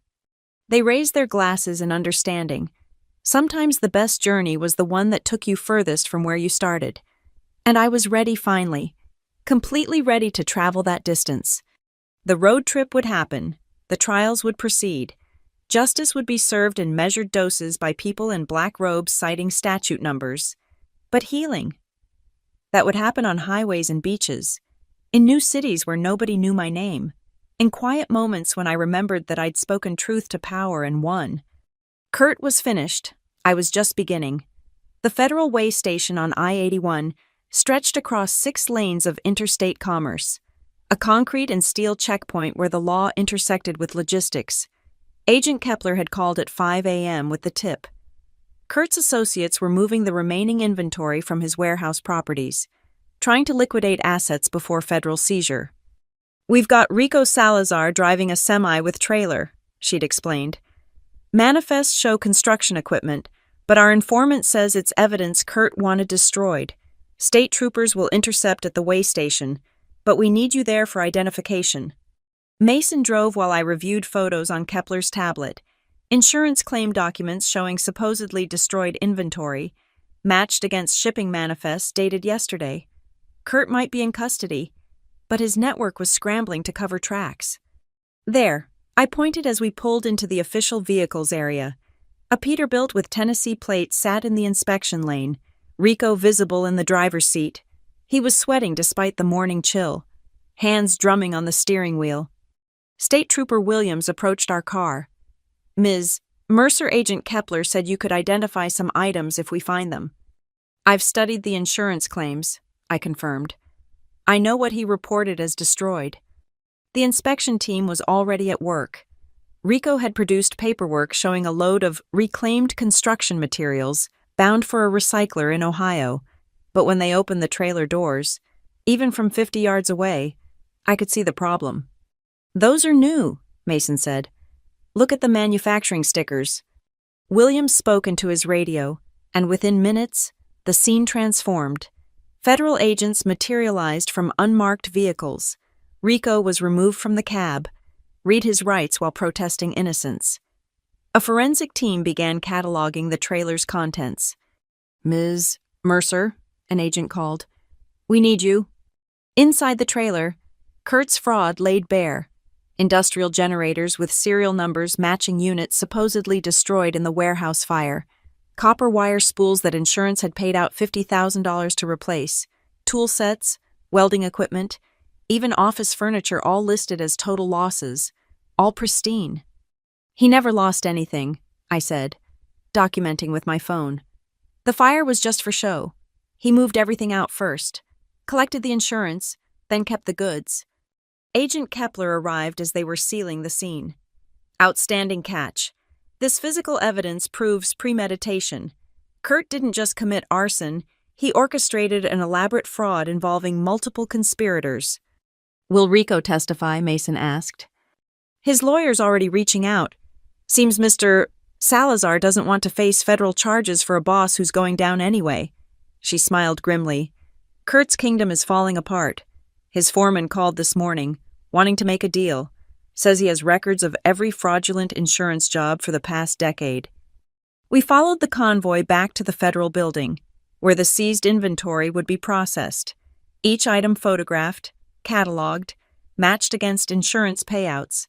The final tally would likely push Kurt's fraud over $3 million, triggering enhanced sentences and mandatory minimums that would keep him imprisoned until he was ancient. But the morning's surprises weren't done. "There's someone here to see you," the desk sergeant informed me. "Says she was your neighbor growing up." In the lobby waited Maria Espinoza, who'd lived 3 houses down from Mom's place. She clutched a manila envelope like a life preserver, her face drawn with the weight of long-held secrets.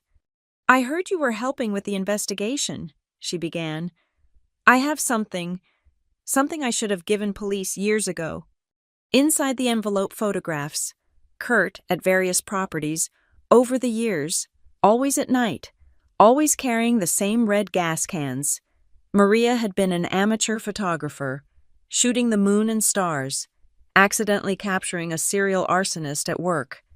"I developed these in my home darkroom," she explained. "When I realized what they showed, I was terrified. Kurt had connections, friends in the department. I thought no one would believe me." "You kept them all these years?" I asked. "Hidden in my attic, after my husband died. I almost threw them out. But then I saw the news, saw you standing up to him." She squeezed my hand. "You gave me courage." The photos were damning. Kurt entering buildings that later burned. Kurt loading trucks with inventory before fires. Kurt meeting with men who'd later provide alibis. A photographic record of crimes spanning 15 years. Kepler's team descended on the evidence like sharks sensing blood. Each photo was scanned, enhanced, cross-referenced with fire department records. Maria gave a detailed statement, explaining when and where each shot was taken. "This changes our entire timeline," Kepler told me privately. "We can now link Kurt to 12 separate arsons. That's serial arson, federal jurisdiction, possible life without parole. The machinery of justice, grinding forward with increasing momentum." That afternoon brought the civil component. Archer had arranged a meeting with the insurance company's legal teams. 8 firms crowded into her conference room, all seeking the same thing, their money back. "My client has been instrumental in exposing this fraud," Archer began. "Without Ms. Mercer's courage, Kurt Halden would still be burning buildings and collecting checks. We expect that cooperation to be reflected in any settlement." The lead insurance attorney, a sharp-faced woman named Corbin, nodded. "We're prepared to offer Ms. Mercer a finder's fee of 15% of recovered funds, plus full restoration of her credit and elimination of any debts incurred through identity theft." 20%, Archer countered, "plus damages for emotional distress and lost opportunities due to credit destruction." They negotiated while I sat quietly, calculating. Even 15% of $3 million would be enough to start over anywhere. Buy a house without Kurt's shadow, return to school for the degrees I'd abandoned, build the life he'd tried to steal. "Additionally," Corbin continued, "we're filing civil RICO suits against all conspirators. Ms. Mercer's testimony will be crucial. We're prepared to cover all her expenses during trial, including relocation if needed for safety." Safety. Such a simple word for such a complex need. Kurt was locked up, but his associates remained free. The women who testified were getting protective orders. But paper didn't stop bullets or fire bottles. "I want something else," I said, speaking for the first time. The women who came forward, Carmen, Patricia, Mrs. Chen, they need restitution too. Whatever Kurt stole from them, whatever damage he did to their credit, make them whole. Corbin exchanged glances with her team. "That's significant money." Kurt destroyed lives for profit, The least these insurance companies can do is help rebuild them. I met her stare. Or I can make that a condition of my testimony. Your choice. Archer hid a smile. The insurance lawyers huddled, whispering urgently. They knew their cases depended on my cooperation, my evidence, my willingness to spend months in courtrooms reliving trauma. Agreed, Corbin finally said. Full restitution for all identified victims, administered through a trust Ms. Archer will oversee. Is that acceptable? It was more than acceptable. It was justice with compound interest. We were finalizing details when my phone rang. Mom. Don't hang up, she said quickly. I'm at the federal building. They want me to identify contents from Kurt's office safe. I can't do this alone. I looked at Mason, who shrugged. Your choice. His expression said, Conference room 3, I told her. She arrived looking fragile, escorted by a federal agent carrying evidence boxes. Her hands shook as she signed the chain of custody forms. Whatever remained of her marriage to Kurt was about to be reduced to catalogued evidence. These are from his personal safe, the agent explained. We need confirmation of what's legitimate business documentation versus fraudulent materials. Mom opened the first box like it might contain snakes. Inside marriage certificate, insurance policies, property deeds. But underneath, the real treasures. Forged documents with my signature. Fake contracts. A notebook detailing his plans for future arsons. Complete with target properties and estimated payouts. He called it his retirement plan, Mom whispered. Said by the time he hit 60, we'd have enough to buy an island somewhere. Built on ashes and stolen identities, I replied. She pulled out a final item, a life insurance policy on me, dated last year. $500,000 payout to Kurt if I died accidentally. My blood chilled. I didn't know, Mom said urgently. I swear I didn't know about this one. Kepler took the document, expression grim. This suggests escalation, from property crimes to potential murder, I finished. He was planning to kill me for insurance money. The room went silent. Even the hardened federal agents looked disturbed. How many accidents might Kurt have arranged if I hadn't fought back? How close had I come to being another fire statistic? This changes the charges again, Kepler said. Conspiracy to commit murder for hire. We'll need to investigate every accident, every coincidence around your family. I thought about Dad's death when I was 4. Heart attack. They'd said, natural causes. But now, pull my father's death certificate, I told Kepler. Robert Mercer, died 2003, and check if there was life insurance. Mom's face went white. You can't think, Kurt. I don't know what to think anymore. The weight of possibility crushed down. But we check everything now. Every death, every accident, every penny that ended up in Kurt's pocket. The meeting dissolved into chaos. New investigations launched. Old cases reopened. Mom collapsed into a chair, facing the possibility that she'd married Dad's killer. Mason drove me home in silence. There were no words for the magnitude of betrayal still unfolding. Kurt hadn't just stolen money, he'd possibly stolen lives. Planning my death like a business transaction.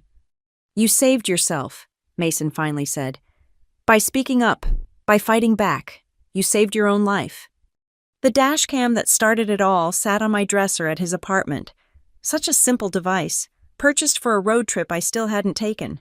Now it was evidence in a federal case that grew larger by the hour. My phone buzzed. Archer. Insurance companies agreed to all terms. Trust fund established for victims. Your portion cleared after taxes, $400,000. Kurt's victims will each receive full restitution plus damages. Freedom money, enough to start over, to build something clean and new far from Harbor Ridge's ashes. The book club was still planning that beach trip. Maybe I'd join them and never come back. But first, there were trials to endure, Kurt to face, truth to tell in sterile courtrooms while he sat shackled, watching his empire of lies collapse into evidence tags and exhibit numbers. Tomorrow, the grand jury would convene. 19 citizens would hear how one man burned his way to wealth, leaving scorched earth and stolen identities in his wake. They'd see the photos, hear the testimony, count the millions in fraud, and they'd indict him for all of it. I opened my laptop, started searching for apartments in cities I'd never seen. Portland, where Mason lived, Austin, where no one knew my name, Boston, close enough to visit but far enough to breathe. Each listing was a promise life after Kurt, safety after terror, future after a past that tried to consume me. The road trip could wait. First, I had to finish tearing down everything Kurt built on suffering, brick by brick, lie by lie, until nothing remained but truth and consequences.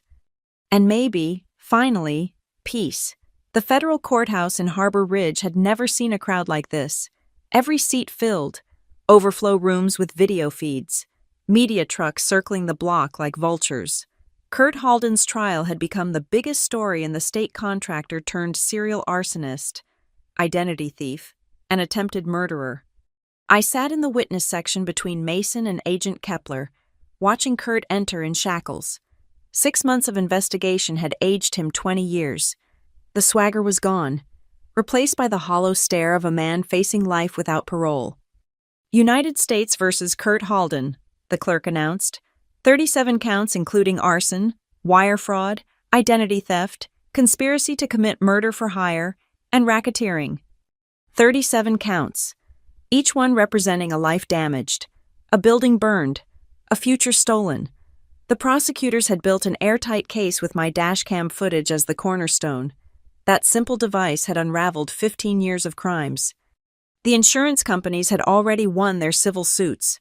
Kurt's assets liquidated, his construction business dissolved, his conspirators testifying against him for reduced sentences. Rico Salazar was serving 3 years. The foreman got 18 months. Even Kurt's lawyer had withdrawn, replaced by a public defender who looked overwhelmed. The prosecution calls Ava Mercer. I walked to the witness stand on steady legs. 6 months of therapy had prepared me for this moment. 6 months of rebuilding credit, restoring identity, reclaiming life. The bruises were long healed, but the memory of that night in the garage remained sharp useful now as testimony. For 3 hours, I laid out the truth, the forged signatures, the assault when I refused to comply, the discovery of his serial arsons through dashcam footage, the threats, the stalking, the life insurance policy that would have made him rich if I'd died. "Did you fear for your life?" the prosecutor asked. Yes, when I found that policy, I understood I was never meant to survive his plans. Kurt's face contorted, but he stayed silent. His attorney's cross-examination was perfunctory. What defense could there be against video evidence, DNA, financial records, and multiple witnesses? Mom testified next, voice barely above a whisper. She'd aged 2, sold the house, moved to a small apartment where Kurt's shadow couldn't reach. Her testimony about finding evidence in his safe drew gasps from the gallery. The notebook planning future arsons, the forged documents, the photos of buildings before they burned. "I was willfully blind," she admitted. "I chose not to see what he was because facing it meant admitting I'd endangered my daughter." The parade of witnesses continued for days. Carmen, Patricia, Mrs. Chen, each woman telling her story of Kurt's predation. Maria Espinoza with her photographs spanning decades. Helen from next door, describing the night she saw Kurt emptying the warehouse. Federal agents presenting financial forensics that showed a clear pattern of escalating crimes. Then came the surprise witness Dad's former partner from the hardware store. "Robert was healthy as a horse," he testified. "Ran 5 miles every morning, perfect checkups. Then Kurt started coming around, talking about going into business together. 3 months later, Robert's dead of a heart attack at 38. Never sat right with me." The prosecutor presented evidence that Dad's death had netted Kurt a partnership in the hardware store through Mom, plus $200,000 in life insurance, the same pattern he'd planned for me: infiltrate, insure, eliminate. Kurt's defense was pitiful, claiming I'd orchestrated everything for attention, that the women were lying for money, that the dashcam footage was somehow edited. The jury deliberated for less than 2 hours. Guilty, guilty, guilty. 37 times the word rang out. 37 nails in the coffin of Kurt's freedom. Life without parole plus 380 years. To be served in federal maximum security. As they led him out, Kurt turned to me one last time. No words the court officers wouldn't allow it. Just a look that tried to convey. What hatred, regret. It didn't matter anymore. He was done. Outside, the media swarmed, but I had nothing left to say that hadn't been spoken in court. Archer guided us to a waiting car, past the cameras and questions, away from the courthouse where justice had finally been served. The real ending came quietly. A week later, the insurance trust had finished distributing funds to Kurt's victims. Carmen got her sister's house back. Patricia's nursing license was cleared of all false complaints. The elderly woman's grandson could rebuild his credit and life. My portion sat in a new account at a credit union 2 states away. I was done with Harbor Ridge banks. Enough to start over properly, enough to finally take that road trip, then keep driving to somewhere Kurt had never touched. Portland offer still stands, Mason said as we packed my apartment. Everything I owned fit in 6 boxes and 2 suitcases. Traveling light felt appropriate. I know, but I think I need somewhere completely new. Maybe Austin, maybe Denver, somewhere nobody knows this story. He understood. We'd always be family, bound by blood and survival, but we each needed our own distance from the wreckage. Mom had written a letter I hadn't opened yet. It sat on my dashboard as I did final checks on the car. New tires, full tank, and yes, a new dashcam, top of the line, with cloud backup and collision detection. Some habits were worth keeping. My book club met me at the city limits sign. 3 friends in a rented convertible, ready for that delayed beach trip. They'd waited through the investigation, the trial, the aftermath. Real friendship measured in patience and presence. Ready? Janet asked from the driver's seat. I looked back at Harbor Ridge one last time. Somewhere in federal prison. Kurt was learning that concrete cells don't burn. Mom was in therapy, finally confronting decades of enabling. The warehouse site would become a shopping center, its ashes paved over and forgotten. And I was leaving. Finally and completely, the dashcam recorded our departure, just as it had recorded everything else. But this footage was different.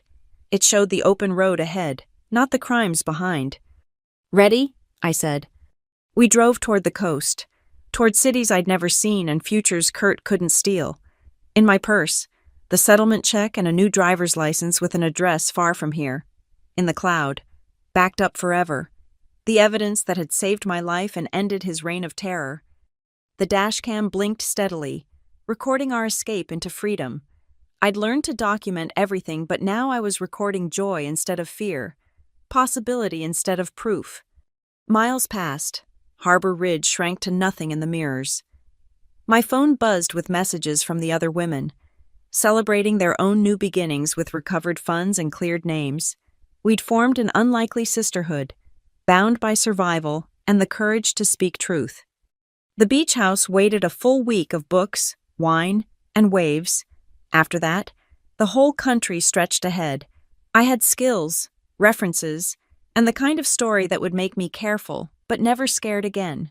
Kurt had taught me unintended lessons: always verify, always document, always trust your instincts when someone asks you to sign something. But mostly, he'd taught me that silence was the only prison I couldn't escape on my own.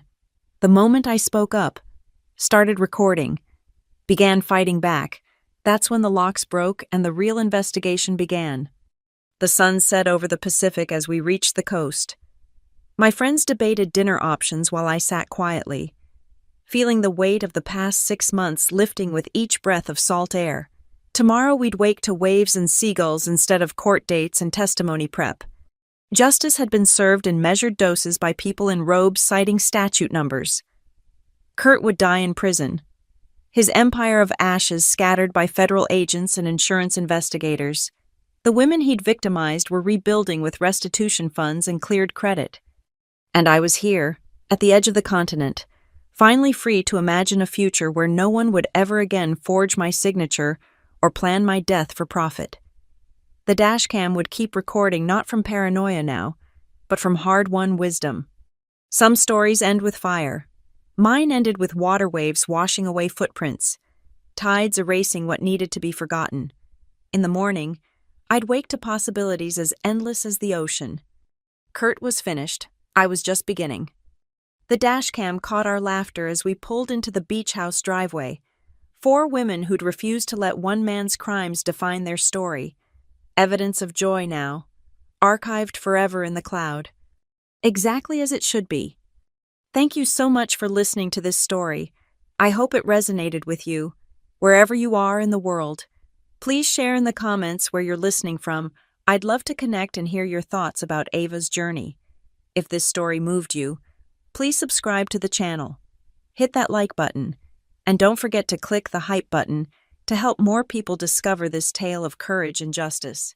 Your support means everything, and I can't wait to share more stories with you soon.